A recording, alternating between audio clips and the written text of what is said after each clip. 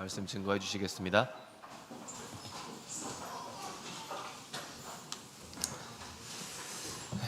예수 그리스도 이름으로 하나님 말씀 증거하겠습니다. 먼저 하나님 말씀 듣겠습니다. 마태복음 28장 19절에서 20절까지 말씀입니다.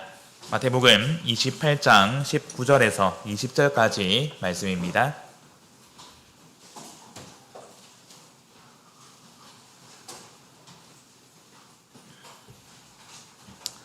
마태복음 28장 19절 20절 말씀 찾으셨으면 함께 한 목소리로 읽겠습니다. 시작. 그러므로 너희는 가서 모든 족속으로 제자를 삼아 아버지와 아들과 성령의 이름으로 세례를 주고 내가 너희에게 분부한 모든 것을 가르쳐 지키게 하라. 볼지어다 내가 세상 끝날까지 너희와 항상 함께 있으리라 하시니라. 아멘. 할렐루야. 네, 우리 모든 교회 성도 여러분들, 지난 한 주도 모두 주 안에서 평안하셨습니까? 네, 주님의 은혜에 감사드립니다. 또 저희가 이렇게 한 주를 무사히 보내고 하나님이 예비하신 안식일에 하나님의 전에 모여 함께 말씀을 나눌 수 있음에 감사드립니다. 또한 감사드리는 것은 어제 보고를 나눈 것처럼 지난 금요일부터 화요일까지 사청부 선교사역 훈련 일정을 모두 무사히 잘 마치고 돌아올 수 있게 해주심에 감사드립니다. 어제 저녁 예배 시간 짧게 보고 내용을 나누었는데요. 지난 금요일부터 이번 주 화요일까지 4박 5일 기간 동안 우리 한국교회 사청부들이 말레이시아 교회로 가서 선교사역 훈련 일정을 소화하고 왔습니다. 비록 날씨는 무덥고 또 여러 가지 변수, 여러 가지 쉽지 않은 상황들이 있었지만 그 모든 상황 가운데 하나님께서 함께 해 주셨고요. 또한 그 과정 가운데서 많은 것을 보고 듣고 느끼고 배울 수 있었습니다. 그래서 보통 선교 사역을 하러 갈 때 그리고 돌아올 때 많이 하는 말이 있습니다. 그것은 은혜를 끼치러 갔다가 은혜를 받고 온다라는 것입니다. 실제로 이번에 말레이시아 선교 사역 훈련을 다녀오면서 사청부들과 함께 많은 것을 준비하고 또한 전도 집회, 신방 여러 가지 활동들을 진행을 했습니다. 그런데 또한 활동을 진행하는 가운데 또한 저희 역시 많은 은혜를 받고 왔고요. 또한 그 은혜를 어제 짧은 시간이나마 우리 성도님들과 나눌 수 있음에 감사했습니다. 그래서 특별히 오늘 오전 시간에는 우리 마태복음 28장 마지막 말씀을 성도님들과 나누고자 합니다. 오늘 함께 나눌 말씀의 제목은 그러므로 너희는 가라입니다. 마태복음 28장의 가장 마지막 말씀은 부활하신 예수님께서 승천하기 전에 제자들과 마지막 시간을 가지면서 그들에게 사명을 주시는 장면입니다.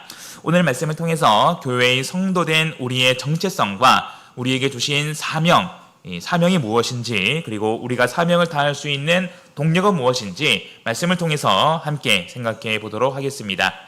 가장 먼저 우리가 함께 나눌 교훈은 우리는 모두 주께 보내심을 받은 제자이다 라는 것입니다. 우리는 모두 주께 보내심을 받은 제자이다.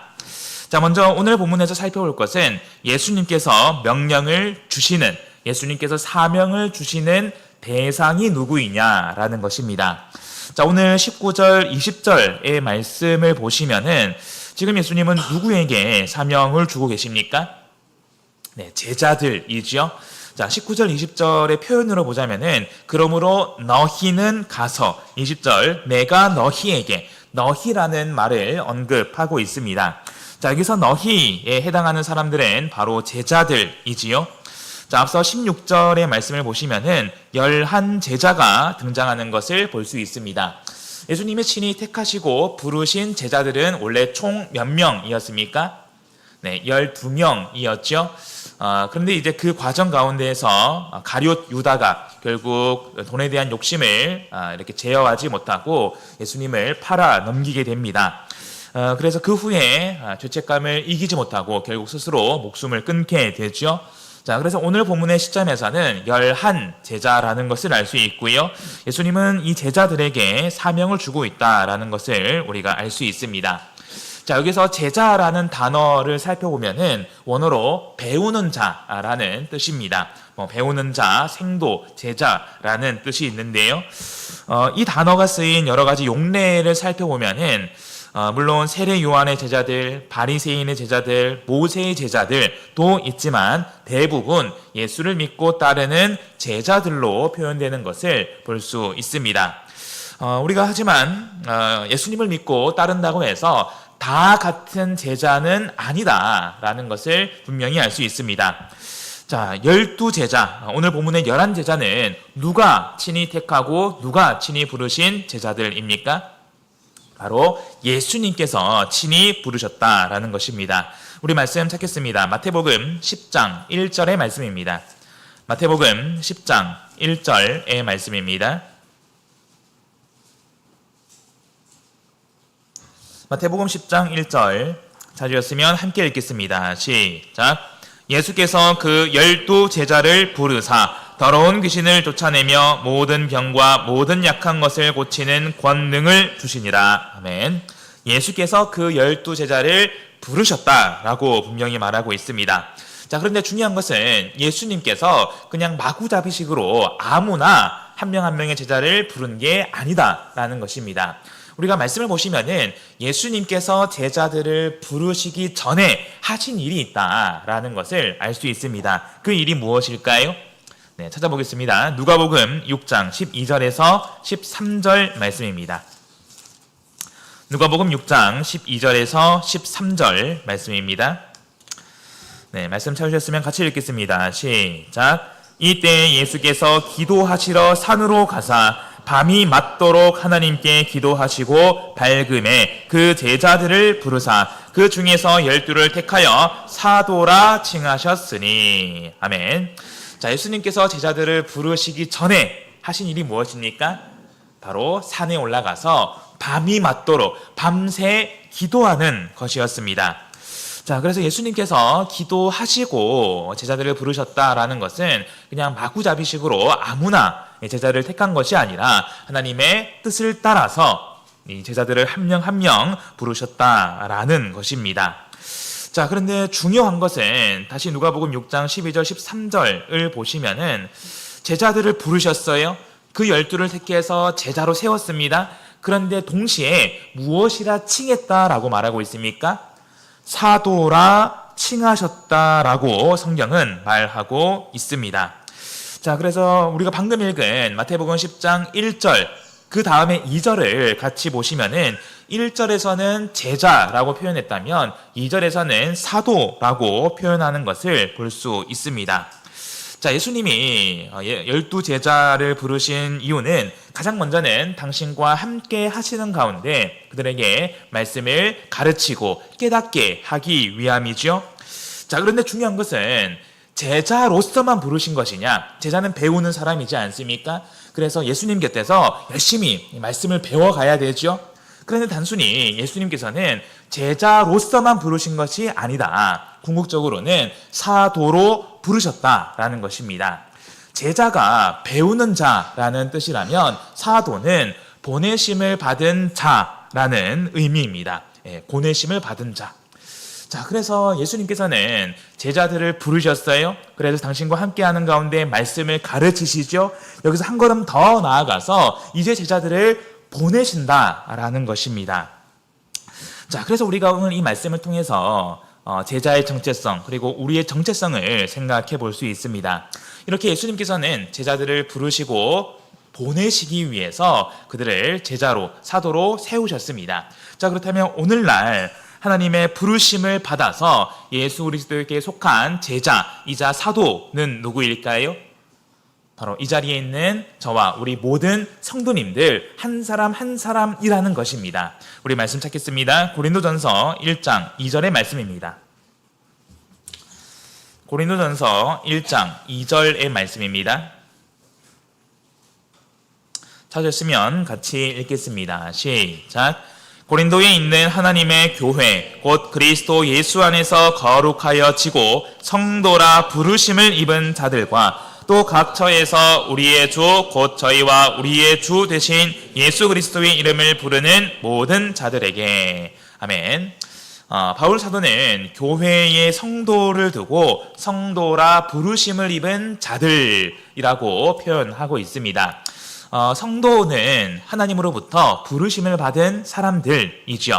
마치 제자들이 예수님의 부르심을 받은 것과 마찬가지입니다. 중요한 것은 부르심의 목적은 그냥 예수님 곁에서 하나님이 세우신 교회 안에서 머물게 하기만 위해서 부르신 것이 아니다라는 것입니다. 우리 로마서 1장 6절을 보겠습니다.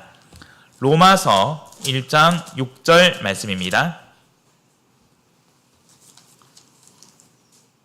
로마서 1장 6절 말씀 찾으셨으면 같이 읽겠습니다. 시작. 너희도 그들 중에 있어 예수 그리스도의 것으로 부르심을 입은 자니라. 아멘. 바울 사도가 로마서라는 편지를 통해서 로마 교회에 있는 성도들에게 문안 인사를 하고 있습니다.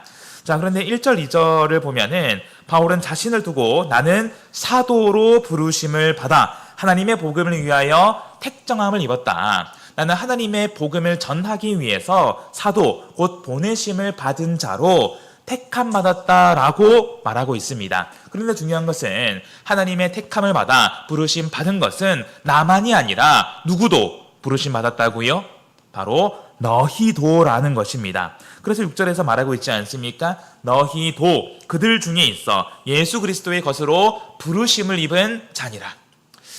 다시 말해서 교회의 성도는 부르심을 입은 자인과 동시에 보내심을 입은 자라는 것입니다. 그래서 오늘날 교회의 성도된 우리는 예수님으로부터 부르심을 입은 제자이자 동시에 보내심을 입은 제자라는 것입니다. 자, 그러면 예수님께서 오늘날 우리를 부르시고 세상으로 보내시는 그 목적은 무엇일까요? 자, 찾아보겠습니다. 우리 마가복음 3장 13절 14절입니다. 마가복음 3장 13절 14절. 마찬가지로 예수님께서 12제자를 세우시는 장면인데요. 자, 13절 14절 같이 읽겠습니다. 시작. 또 산에 오르사 자기의 원하는 자들을 부르시니 나아온지라. 이에 12를 세우셨으니 이는 자기와 함께 있게 하시고 또 보내사 전도도 하며. 아멘. 자, 여기서도 똑같이 말하고 있죠. 자기의 원하는 자들을 부르셨다. 그래서 12제자를 세우셨어요. 그런데 가장 먼저는 자기와 함께 있게 하십니다. 자기와 함께 있게 해서 그들에게 말씀을 가르치시고 깨닫게 하신다라는 것입니다. 중요한 것은 거기서 끝이 아니죠. 14절을 보면서 또 보내사라고 말하고 있습니다. 또 보내사. 즉 세상으로 보내어서 뭘 하게 한다고요? 전도하게 한다라는 것입니다. 즉 예수님을 통해서 말씀을 듣고 깨달았다면 이제 그 말씀을, 복음을 세상에 가서 전해야 된다라는 것입니다.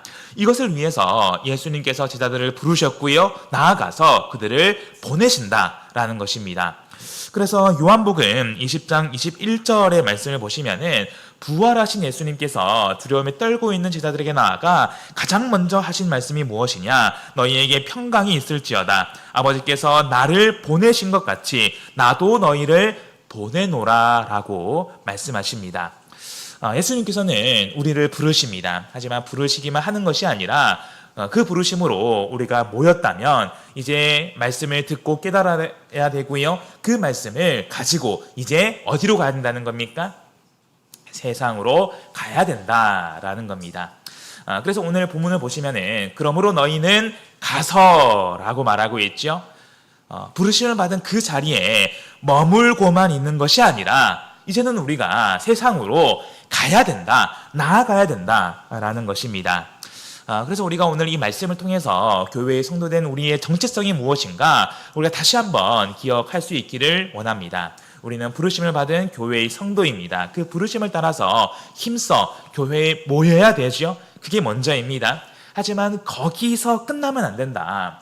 우리가 예수님의 부르심을 따라서 교회에 모여서 함께 예배드리고 교제하고 당연히 중요합니다. 중요하지 않다는 게 아니에요. 하지만 더욱 중요한 것은 우리가 모이기만 해서는 안 된다. 그 자리에 머물고만 있어서는 안 된다라는 것입니다. 하나님이, 예수님이 우리를 부르신 궁극적인 목적은 세상으로 보내기 위함입니다. 바라옵기는 보내심을 받은 또 한 명의 제자로서 모이는 일에 힘쓰는 만큼 보내어지는 일에도 세상으로 나가는 일에도 힘쓰는 그런 저와 우리 되기를 간절히 소망합니다.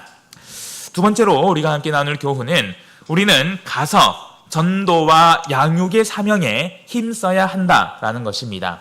우리는 가서 전도와 양육의 사명에 힘써야 한다.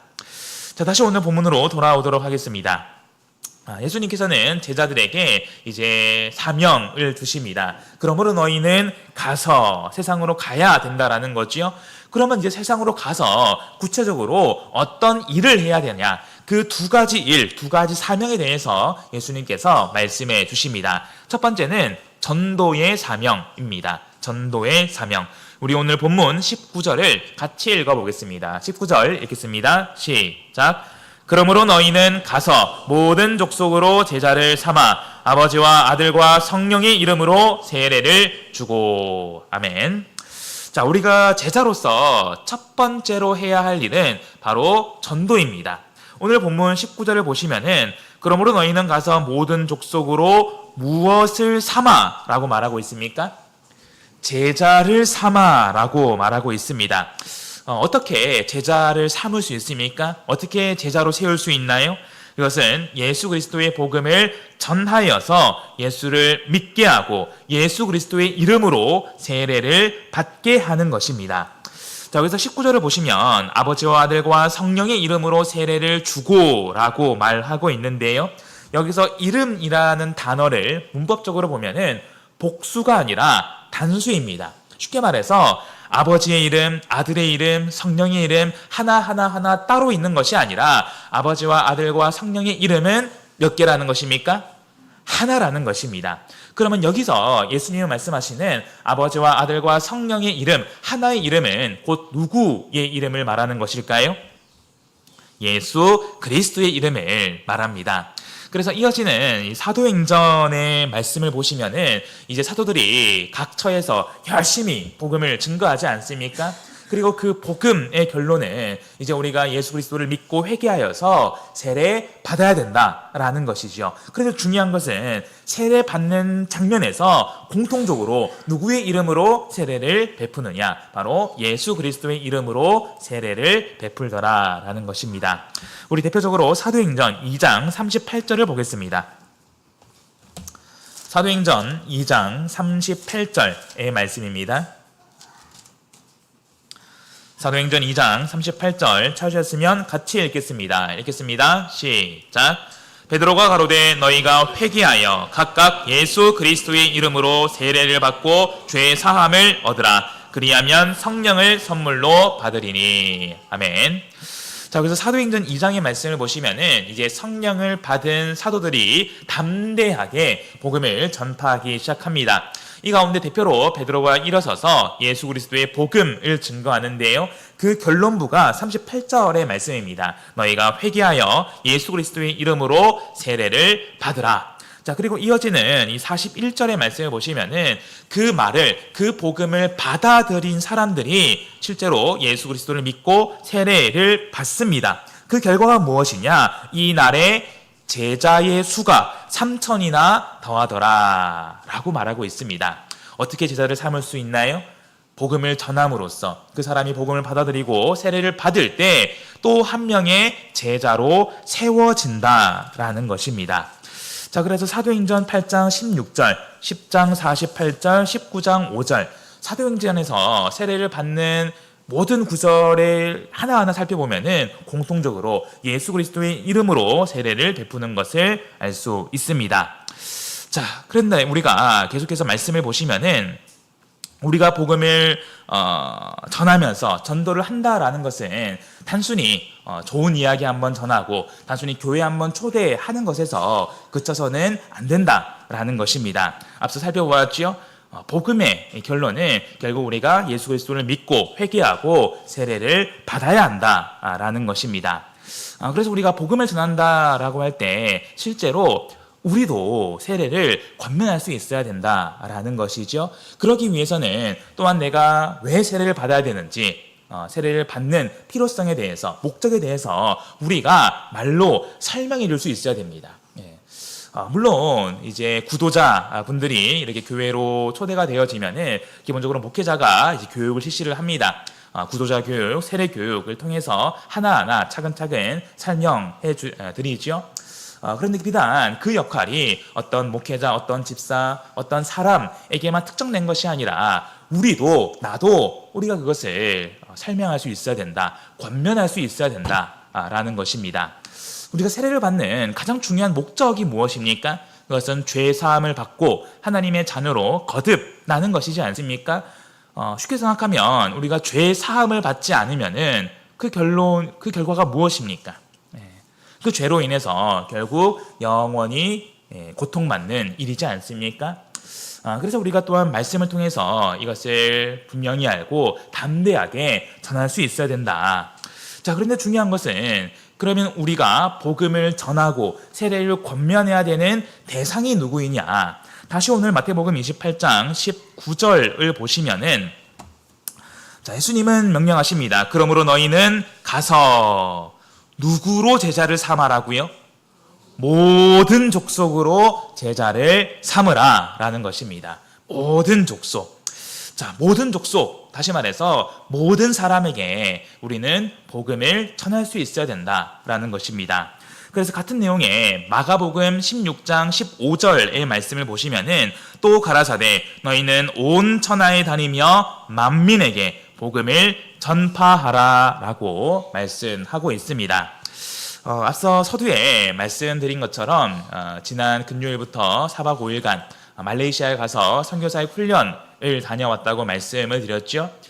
그래서 그 가운데 전도 집회를 통해서 이렇게 앞에 계신 우리 말레이시아 구도자분들에게 또 성도분들에게 말씀을 전하면서 정말로 하나님께서 이 부족한 종을 써주셔서 복음을 전할 수 있게 해주심에 감사하고 또한 감격했습니다.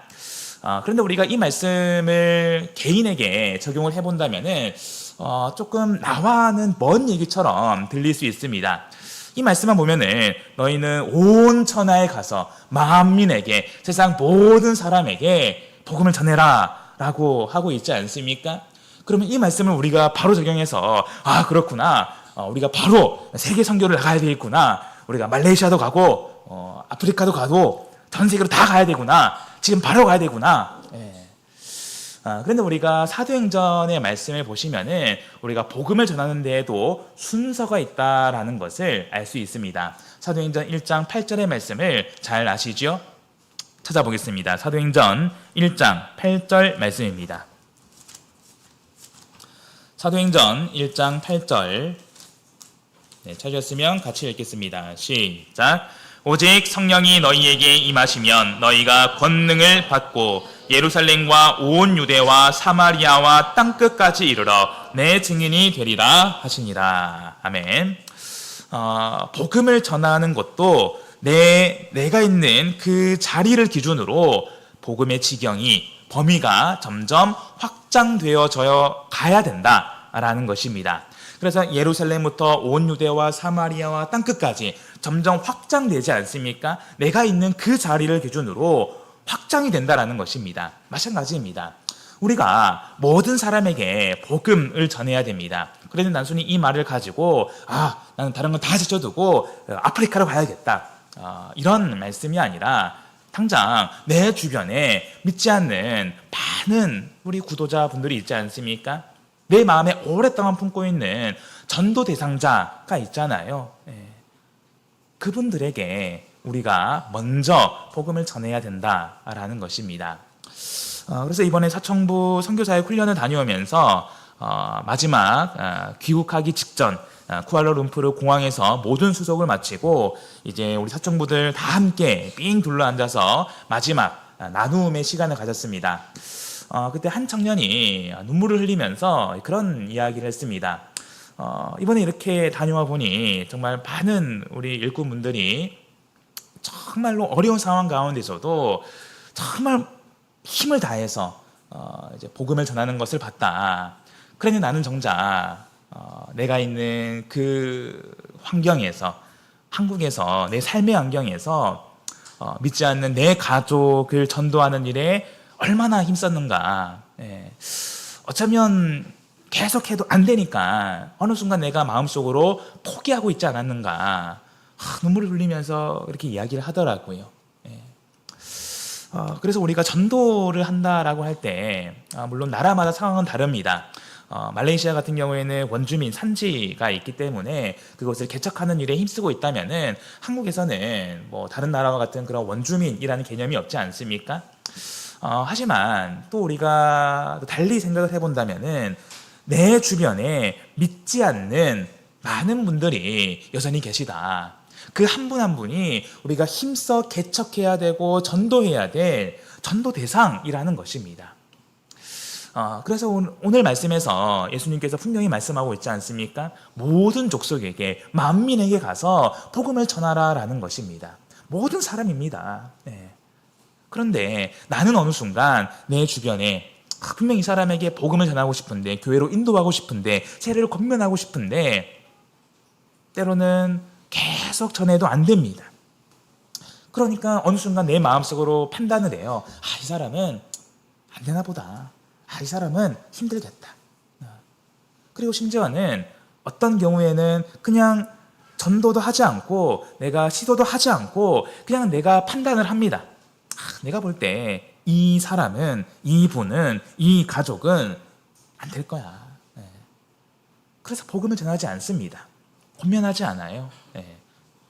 그러면 바꿔 생각을 해보면 내가 이 사람에게 전하지 않으면은 이 사람은 이제 누구를 통해서 복음을 듣습니까? 참교회의 진리를 듣나요? 그래서 내 주변에 믿지 않는 대상자가 있다면 그 사람이 내가 복음을 전해야 되는 모든 사람이라는 것입니다. 모든 사람입니다. 내가 스스로 판단해서 그 사람을 모든 사람에서 배제해서는 안 된다라는 것입니다. 그래서 물론 전도한다는 것이 마냥 말처럼 쉽지만은 않습니다. 실제로 말레이시아 선교 사역, 개척 사역을 보면은 복음을 전한다고 다 되는 게 아니에요. 실제로 말레이시아 원주민을 대상으로 우리 참예수 교회뿐만 아니라 다른 많은 교회에서도 이미 들어와서 복음을 전하고 있습니다. 그리고 실제로 그 원주민, 그 마을의 여건상 복음을 순전하게 받아들이는 것도 쉽지가 않습니다. 그래서 실제로 이제 말레이시아에서 이제 전도 개척 사역하시는 한 장로님의 이야기를 들어보면은 정말 오랜 기간 동안 개척하고 선교했는데 그 마을에서 이제 열매를 거둔 사람이 실제로는 얼마 되지 않았다라는 이야기를 들었습니다. 반대로 생각하면 그만큼 많은 실패를 겪었다라는 것이죠. 근데 우리가 생각할 것은 실패를 두려워해서 시도하지 않으면 안 된다라는 것입니다. 전도한다고 해서 반드시 다 열매가 거두어지는 것은 아닙니다. 하지만 그것이 두려워서 우리가 전도하지 않는다면, 아예 시도조차 하지 않는다면 과연 그 사람에게 열매가 거두어질 수 있을까요? 그렇지 않다라는 것입니다. 그래서 우리가 정말 오늘 말씀을 가지고 내가 정말로 힘써서 기도하고 전도해야 되는 모든 사람은 누구인가를 생각해 볼 수 있기를 간절히 원합니다. 그래서 우리가 가장 먼저 전도의 한 걸음을 떼야 된다. 여기서 모든 사람을 더 확장해서 생각해 본다면은 내 주변에 있는 사람만이 아니라 더 확장해서 내가 복음을 전해야 될 대상들이 있다라는 것입니다.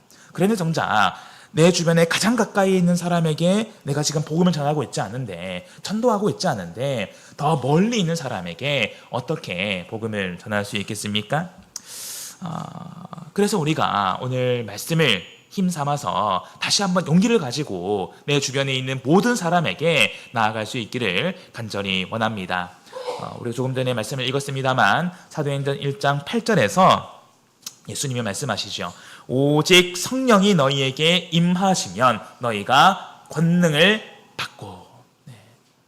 오늘날 세례받고 성령 받으신 우리 모든 성도님들에게는 예수님께서 주시는 권능이 있다라는 것입니다.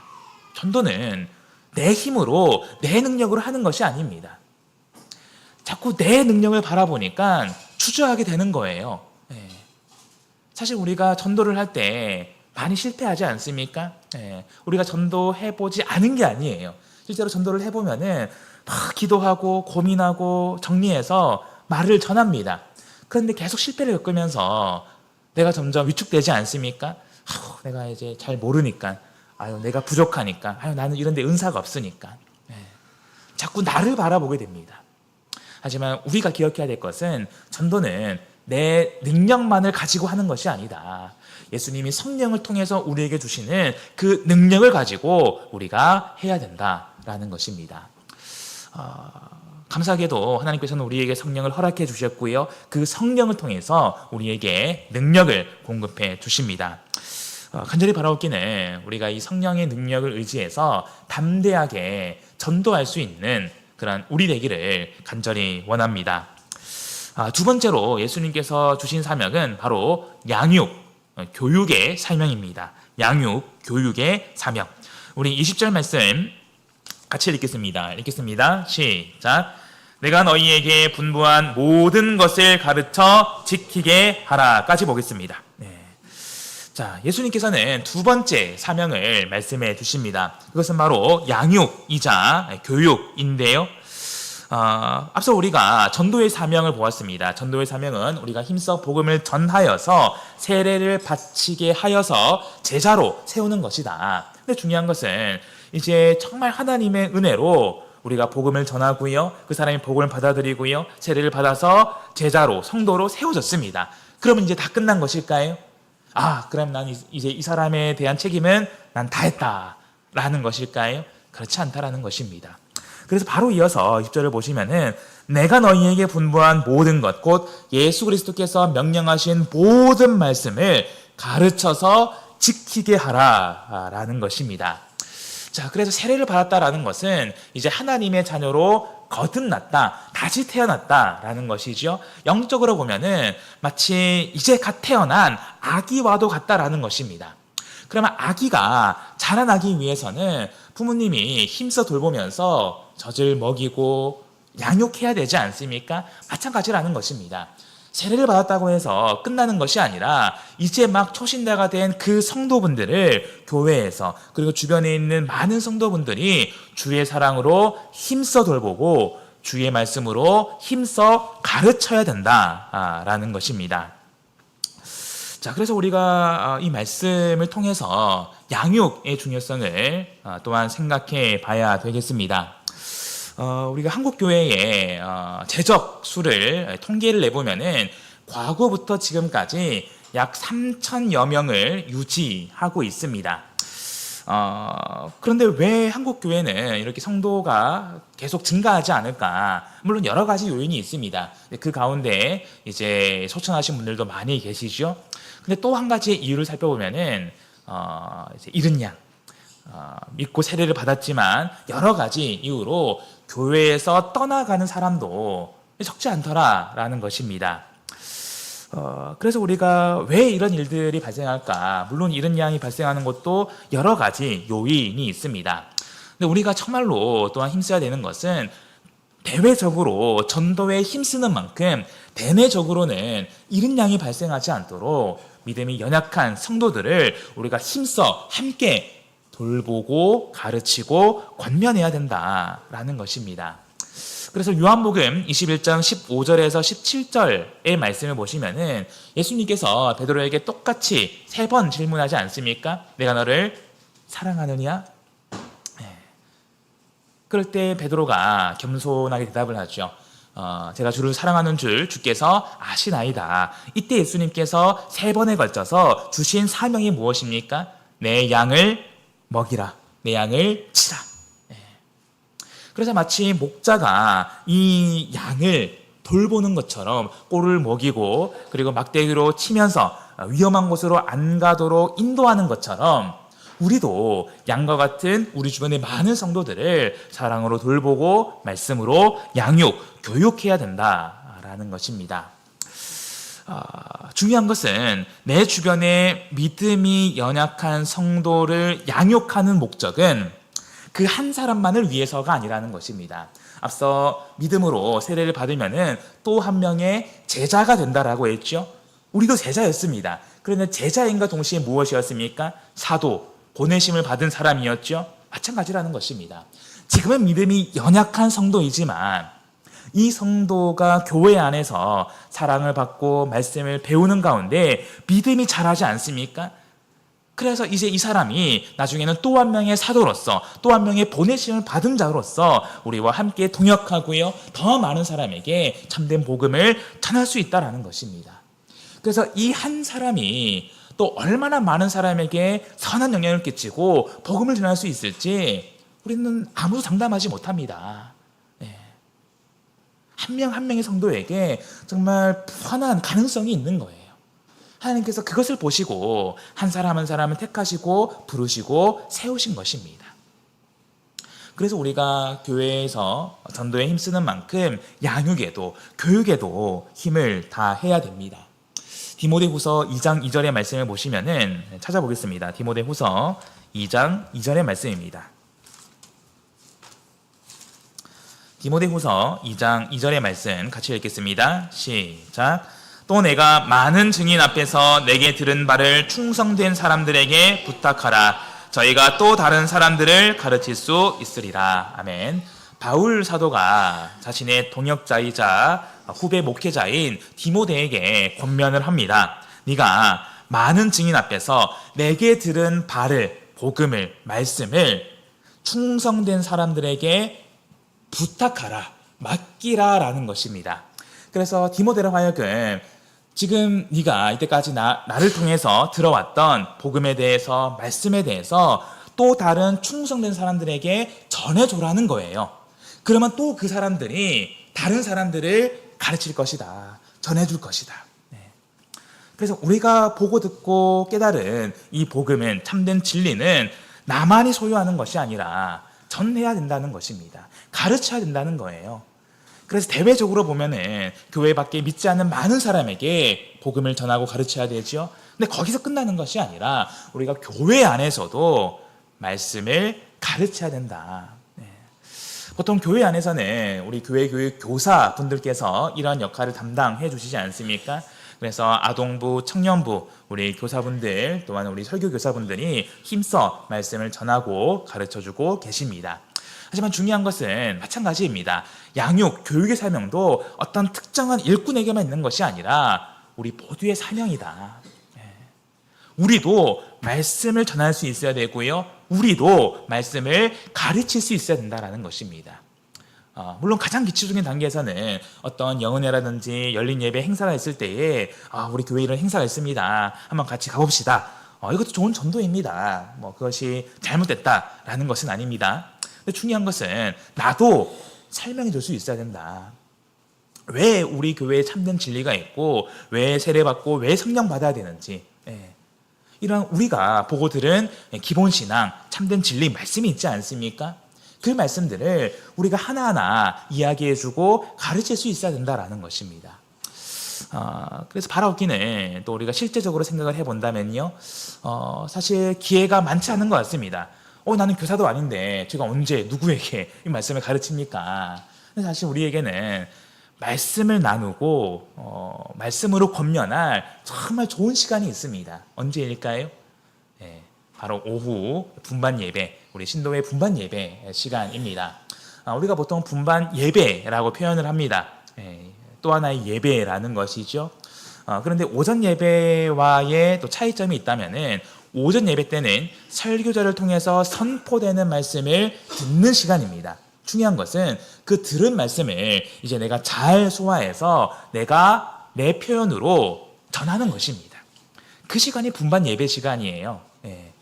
그냥 우리 사는 얘기하는 시간이 아닙니다. 물론 우리가 서로 어떻게 살아가는지 서로의 삶을 나누고 기도할 수 있어야 되죠. 근데 중요한 것은 우리가 들은 말씀을 내가 생각하고 내가 말로 표현할 수 있어야 된다. 그것이 또 하나의 훈련이라는 것입니다.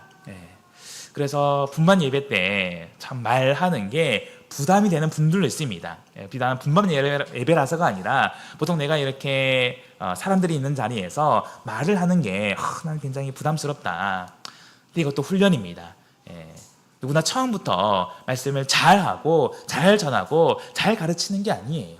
근데 중요한 것은 말씀을 전하고 가르치는 것은 예수님의 사명이지 않습니까? 우리 한 사람 한 사람에게 맡겨주신 사명입니다. 그렇다면 우리가 연습해야죠. 우리가 훈련해야죠. 그래서 바라옵기는 정말 분반 예배에 힘써 참석해 주시고, 다시 달리 표현하면 점심을 먹고 가지 마시고 분반 예배에 꼭 참석하셔서 오전 시간 들은 말씀을 우리 성도님들과 나누면서, 나도 비록 부족하지만 말 좀 부족하다고 누가 뭐라 하는 사람이 누가 있습니까? 중요한 것은 내가 소화해서 표현하는 것이다. 그렇게 표현하는 가운데 훈련이 됩니다. 그래서 계속 하다 보면은 내가 평소에는 그냥 사는 얘기만 쭉 했는데 어느 순간 삶에서도 변화가 생깁니다. 말씀이 내 삶의 중심이 되고요, 내 말의 표현도, 그 중심도 말씀이 됩니다. 간절히 바라옵기는 우리가 이 양육, 교육의 사명에도 함께 힘쓸 수 있기를 간절히 소망합니다. 그래서 교회 안에서 또 나뿐만 아니라 믿음이 연약한 많은 성도분들이 계시지 않습니까? 그분들에게 또한 따뜻하게 말씀으로 위로하고 말씀으로 권면하고 가르칠 수 있는 그런 우리 되기를 간절히 소망합니다. 마지막 함께 나눌 세 번째 교훈은, 우리는 예수님의 능력을 의지하여 사명의 자리로 나아가야 한다라는 것입니다. 우리는 예수님의 능력을 의지하여 사명의 자리로 나아가야 한다. 자, 우리가 잊지 말아야 할 것은 하나님 나라의 일, 곧 세상 사람들에게 가서 복음을 전하고 또한 교회 성도들에게 말씀을 가르치는 이 일은 내 능력으로만 가능한 일이 아니다라는 것입니다. 예수님이 우리에게 맡겨주신 이 두 가지 사명은 결국 누구의 능력으로 온전히 감당할 수 있습니까? 바로 예수님의 능력으로 감당할 수 있다라는 것입니다. 그래서 오늘 본문 마지막을 보시면은 예수님은 제자들에게 다음과 같이 약속하십니다. 우리 마태복음 28장 20절을 다시 한번 같이 읽어보겠습니다. 20절 같이 읽겠습니다. 시작. 내가 너희에게 분부한 모든 것을 가르쳐 지키게 하라. 볼지어다 내가 세상 끝날까지 너희와 항상 함께 있으리라 하시니라. 아멘. 자, 부활하신 예수님께서는 제자들에게 내가 세상 끝날까지 너희와 항상 함께 하겠다 라고 약속하십니다. 그리고 이제 이어서 예수님은 하늘로 올라가셔요. 아니, 방금 전까지 함께 하신다고 약속하지 않았습니까? 그런데 그 예수님이 하늘로 올라가셨습니다. 그 예수님이 어떻게 우리와 함께 할 수 있습니까? 무엇을 통해서요? 바로 성령을 통해서 함께 하신다라는 것입니다. 그래서 우리가 오늘 시간에 읽어보았습니다만 요한복음 20장 21절 나도 너희를 보내노라 라고 말씀하지 않았습니까? 그런데 그 뒤를 이어서 요한복음 20장 22절을 보시면은 예수님께서는 이 말씀을 하십니다. 성령을 받으라. 다시 말하면은 예수님은 제자들을 향해서 말씀하시죠. 나도 너희를 보낸다. 근데 제자들만 떨렁 보내는 것이 아니라 나도 함께 하겠다라는 것입니다. 무엇을 통해서요? 성령을 통해서. 그래서 사도행전 1장의 말씀에서도 예수님이 성령을 말씀하시는 것입니다. 사도행전 1장 3절 이하의 말씀을 보시면은 하나님 나라의 일을 말씀하시고 너희는 예루살렘을 떠나지 말고 아버지의 약속하신 그 성령을 받을 것을 말씀하십니다. 그래서 이어지는 내용을 보면은 예수님이 승천하신 이후에 제자들이 예루살렘을 떠나지 않고 모여서 함께 열심히 기도하지 않습니까? 성령은 그냥 받는 것이 아니죠. 열심히 구해야 됩니다. 그리고 2장이 이르러서 마침내 성령이 강림했고요. 성령을 받은 사도들이 그때를 기점으로 담대하게 복음을 전합니다. 무엇을 의지해서요? 성령의 능력. 성령을 통해서 주시는 예수님의 능력을 의지해서 담대하게 복음을 전했다라는 것입니다. 그래서 우리가 앞서 사도행전 1장 8절을 같이 보지 않았습니까? 우리가 성령을 받으면은 하나님께서 성령을 통해서 우리에게 권능, 곧 능력을 주십니다. 그래서 성령을 받은 우리 모든 성도님들은 이미 하나님이 공급해 주시는 능력이 있다라는 것입니다. 그런데 우리는 많은 순간 그 능력을 바라보지 않습니다. 많은 순간 나를 바라봅니다. 그리고 내 눈에 보이는 그 상황만을 봅니다. 그래서 나를 바라보면 나는 말도 잘 못하고 나는 말씀도 잘 모르고 나는 뭐 믿음도 약한데 내가 어떻게 복음을 전할 수 있을까? 그리고 또 상대방을 바라보면은 저 사람은 평소도를 믿지 않았는데 내가 그렇게 교회 가자 해도 그렇게 안 하는데 내가 뭐 한마디 한들 뭐가 달라질 수 있을까? 바라보기는 우리가 나를 바라볼 게 아니라 그 상황을 바라볼 게 아니라 예수님께서 성령을 통해 공급해 주시는 그 능력을 바라보고 그 능력을 믿고 의지할 수 있기를 간절히 소망합니다. 하나님 나라의 일은 내 능력으로 하는 것이 아닙니다. 예수님의 능력으로 하는 거고요. 예수님이 성령을 통해서 주시는 그 능력을 통해서 하는 것입니다. 그래서 오늘 이 시간 우리 마태복음 28장 19절 20절의 말씀을 통해서 예수님이 우리에게 주신 사명에 대해서 함께 생각을 해보았습니다. 바로 그는 이 전도와 양육, 예수님의 이 큰 두 가지 사명이 특정 누구에게만 해당되는 사명이 아니라 여기 있는 한 사람 한 사람 우리 모두에게 해당되는 사명이 되기를 간절히 소망합니다. 그래서 또한 다음 주 우리 8월 마지막 주 안식일 오후에 열린 예배가 있지 않습니까? 그리고 10월에는 우리 가을 영은회를 앞두고 있습니다. 벌써 8월도 이제 8월 말이고요. 이제 9월, 10월 하면은 2달 또 채 남지 않았습니다. 금방이죠. 그래서 우리가 다음 주 열린 예배 그리고 10월에 우리 가을 영은회를 앞두고 정말 우리가 오늘 말씀을 가지고 가장 먼저 기도할 수 있기를 간절히 소망합니다. 그래서 내 안에 성령이 충만하지 않다면은 정말 간절히 기도하는 가운데 하나님께서 성령의 충만함을 허락하시고 그 성령의 충만함으로 내게 능력과 용기 주시기를, 그리고 그 능력을 가지고 이제 담대히 나아가서 내 주변에 있는 모든 사람에게 복음을 전하고 복음을 가르치는 그러한 우리 될 수 있기를 예수 그리스도의 이름으로 간절히 축원드립니다. 함께 묵도하시겠습니다.